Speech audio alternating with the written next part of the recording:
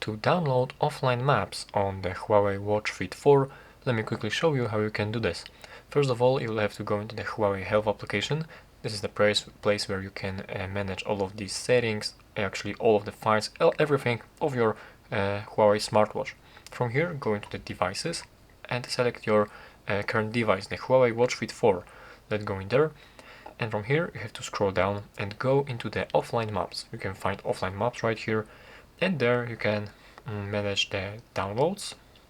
You can download the recommended maps right here, and you can also find some more maps in these regions right here. You can find all of the regions, and basically what you have to do is simply find here your region, or basically just download from this recommended from your current location. Press this download button, and right here you can also toggle to auto update the offline map data.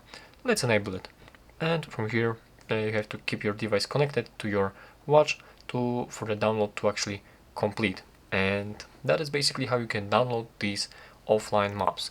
You'll be able to find them in the application. Let's open up our watch and go into the list of all of these applications, and I believe all the way down right here we can find the maps application. As we go in there, here we will have these maps. Actually, I cannot show you these maps, but yeah, this is basically how you can do this.